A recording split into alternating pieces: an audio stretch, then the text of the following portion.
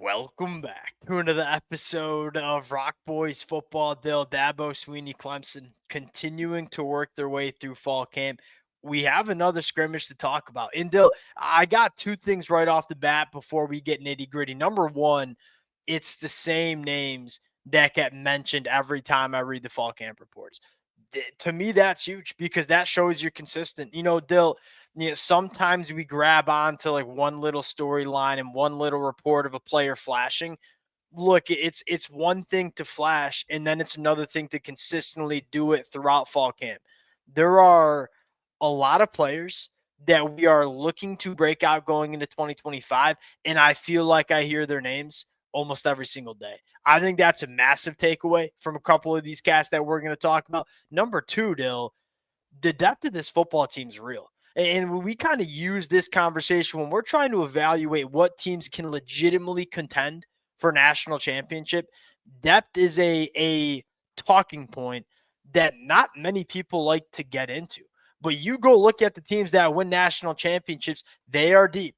And they are deep along the line of scrimmage. And Dill, as many people kind of wanted to make fun of Dabo and how he goes about running his program, the player retention has been elite, and you are seeing it pay massive dividends, especially for this team along the line of scrimmage. There are plenty of guys in the 2D, both on the offensive line and on the defensive line, that are legit Power 4 starters.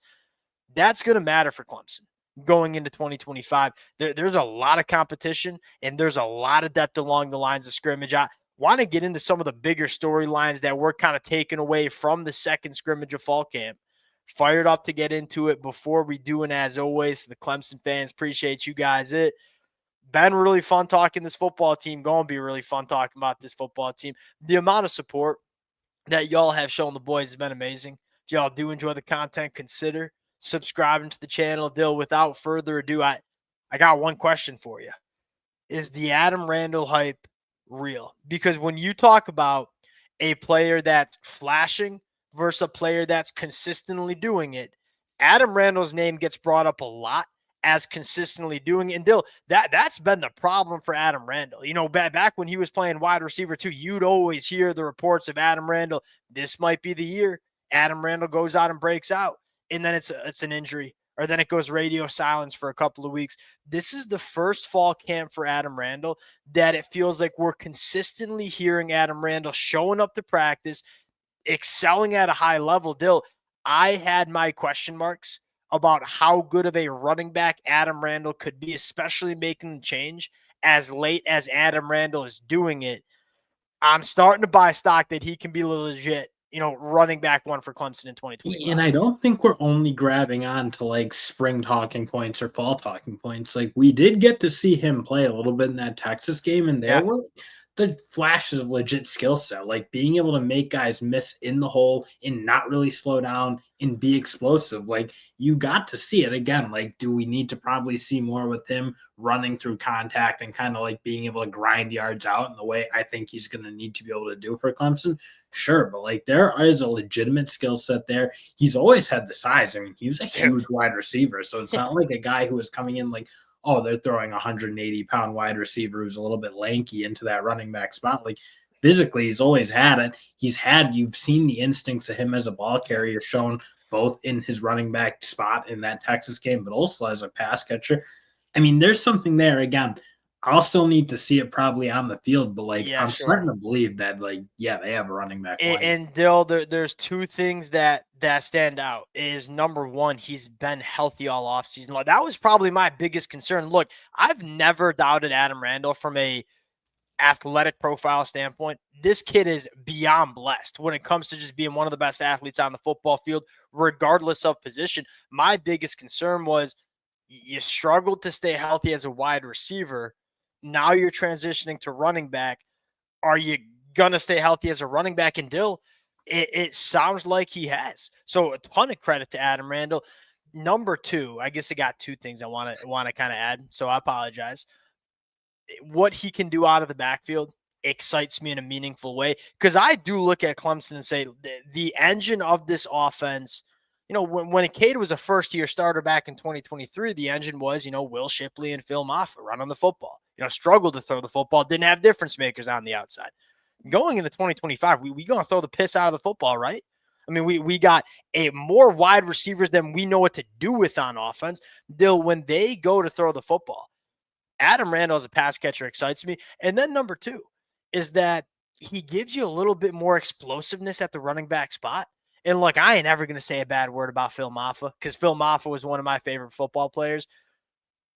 Didn't give you that second level burst. You know what I mean? He was a guy that can grind it out between the tackles. But when he got to the second level, you talk about hitting a home run play, didn't really have that gear. And with Clemson being an offense now that can create space because you do have legitimate wide receivers, you need a running back who probably does have a little bit more juice. And when he gets one-on-one in the hole, you'd like to see him be not just like run through contact and get a couple extra yards. You'd probably like to see a guy make you guy miss and make something happen for real and be explosive because they have the capability now of playing that way because their wide receivers are better than they've been in a while. Yeah, dude. Adam Randall was a 10-9 guy in the 100-meter coming out of high school. He's a big body, but he can burn.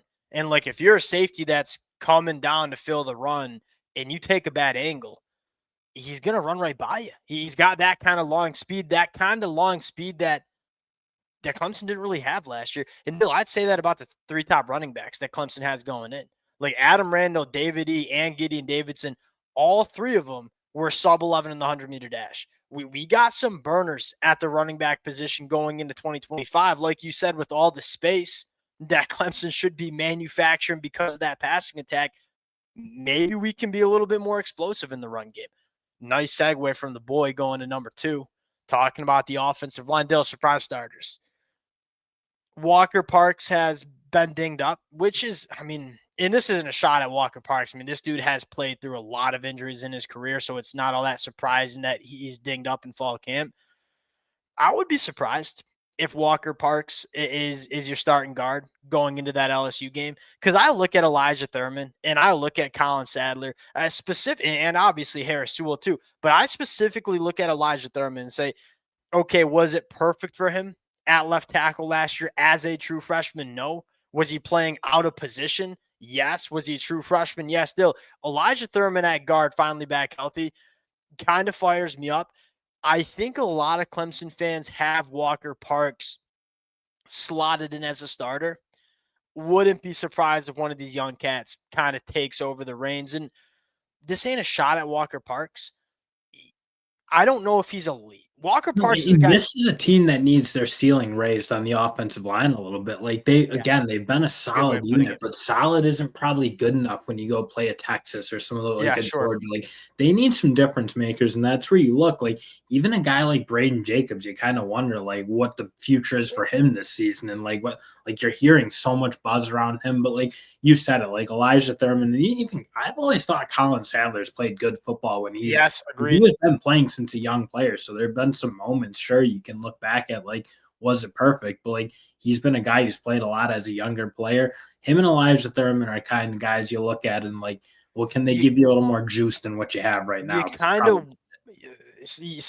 kind of want them to emerge because I do think they provide you, like you said, a higher ceiling, and that's what Clemson's looking for in the offensive line. I know this Clemson offensive line will be good. Can they be a weapon against elite teams? Because they probably weren't last year. I think Matt Luke did a lot of really good things for this unit.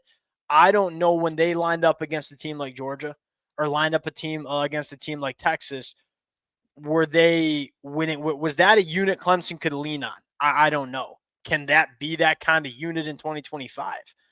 They'll talk about depth, man. I mean, we're doing fall camp for a lot of different programs, and there are a lot of football teams that we don't even know if we got 5 guys that we trust to start on our offensive line, much less 6, 7, 8, 9.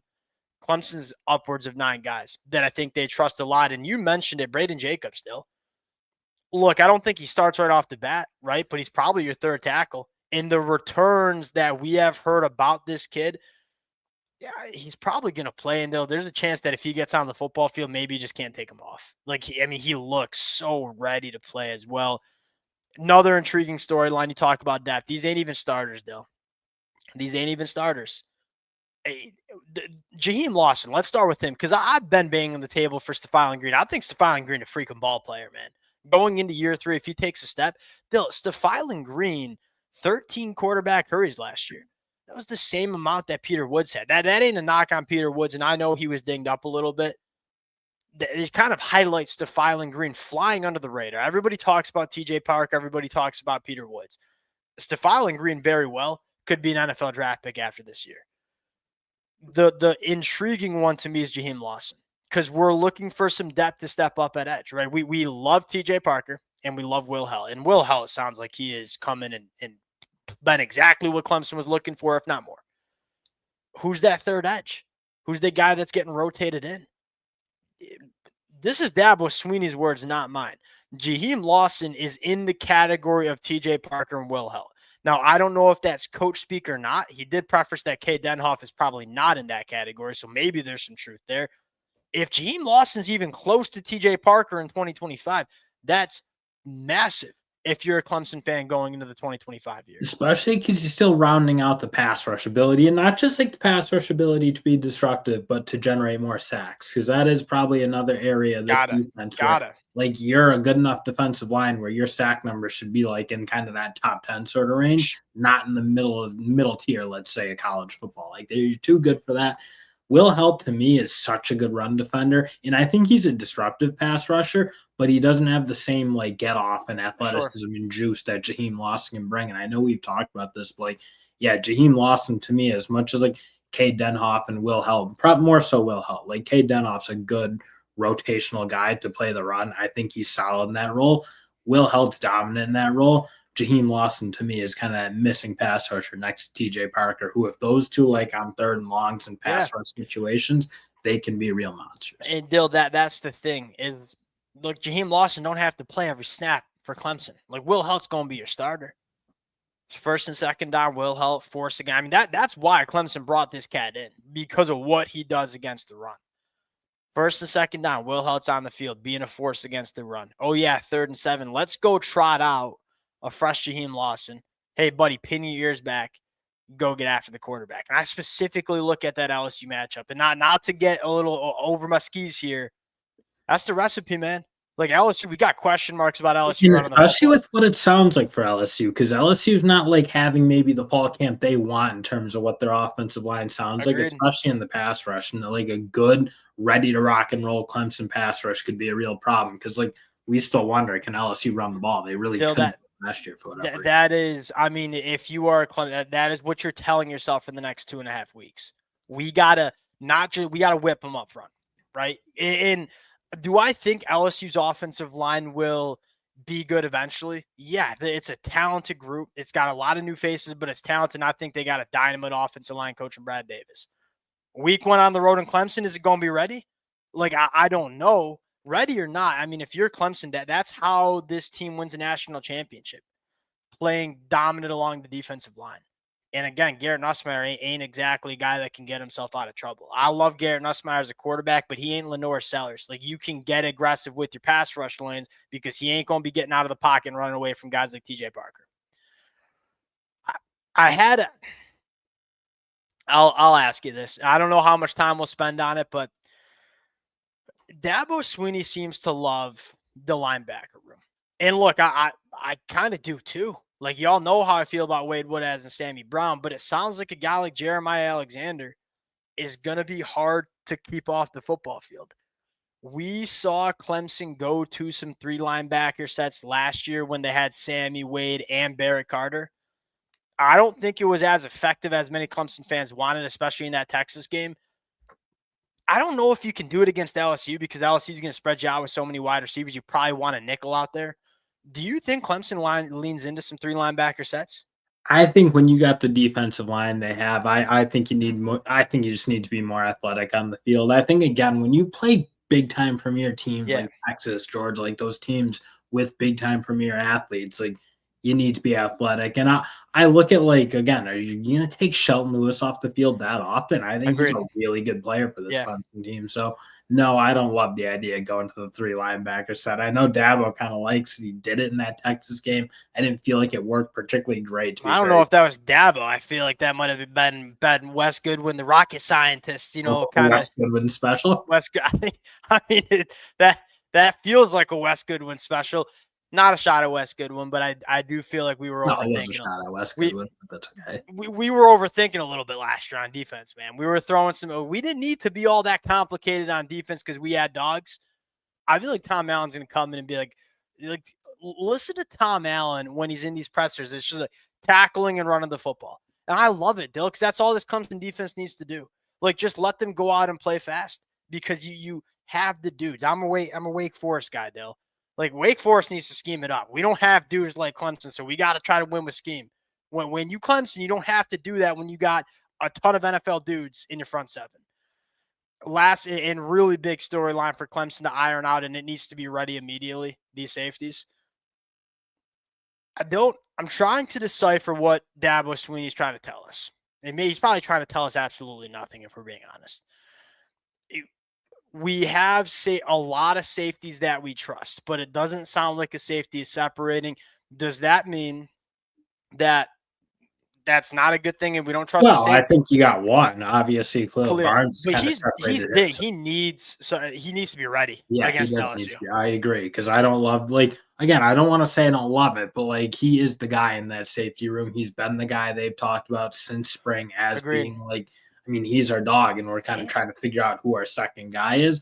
I look at Ronan Hannafin and Ricardo Jones. I think it needs to come down to those two, because I don't love Kylan Griffin as that deep safety, and I think Khalil Barnes needs to be somewhat around the line of scrimmage because that's where he does his best work. So to me, it's got to be one of those guys, and I think you would like to hear one of them separate a little bit, because then I think you'd feel really good, because you've seen decent play from both those guys. So you go to that Pitt game, decent moments from both.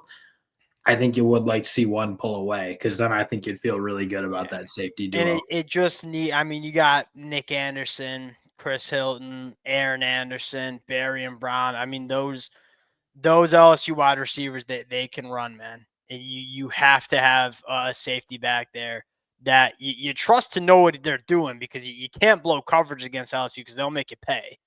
But number two, do we have the athlete to run with some of those guys in the deeper third? It's the biggest. And that's probably why you'd like to see it be Ronan Hannafin or Ricardo Jones, because I'm not sure Kylan Griffin is totally equipped to run with those type of guys. He's probably a better box safety in my mind, but that's Khalil Barnes' role. So one of those other two got to figure it out. We'll see. That's going to be the safety position and the running back position are really the only two question marks I have about Clemson. Everything else, it's not just we're checking boxes. I really do like everything else this Clemson team brings to the table. Here's another thing, Dill. This just popped in my, I'm going a little off-road in here. What is the deal with Clemson doesn't have a high ceiling? I don't understand that. I don't get that. I get it from a certain outset, because they haven't shown that against good teams as of late. You even look last year, they didn't show a high enough ceiling, because when they played teams like Georgia and Texas, it didn't look good enough. But in terms the ceiling, they have the NFL talent, but there are some spots in this roster where guys do need to step up and start playing. I agree, but every team has that. But the more I hear people saying Clemson's going to be really solid, just not sure if they have the ceiling. It's I get it. Maybe you're just looking at recruiting rankings, whatever.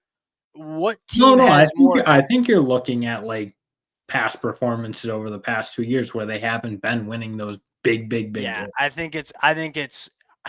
I mean, what? I understand where you're coming from. There are not many, if any, teams that have the amount of top 50 NFL draft picks that Clemson has. I think Clemson, there's a good chance Clemson has three guys that get selected in the top 15 with Cade at quarterback, and Peter Woods and TJ Parker. That's where frankly, guys like Ronan Hannafin and Ricardo Jones, Shelton Lewis, maybe not your premier guys, but they need to probably up their game a little bit. I'd probably say Wade Woodaz, can you get more out of him? I do think there are some positions where I don't want to say you're being held back. Can you get more out of your offensive line? Can that be a unit that dominates a team like Georgia, or is getting the better of a team like Georgia or Texas? Because that's going to be an important thing I'm watching for. Can they go dominate LSU a little bit? It's a really good defensive line. I think you'd like to see your offensive line show we're not just holding our own. We're getting the better of a team like LSU. That'd be a really important thing. But I just keep hearing that, and I don't agree with it because I look at it as I don't think there's many teams that have the top end talent that Clemson does. We'll close it out there. We'll see. We gonna find out really damn quick. Appreciate you guys rocking with it. If y'all do enjoy the content, consider subscribing to the channel. We'll talk to y'all later. Peace.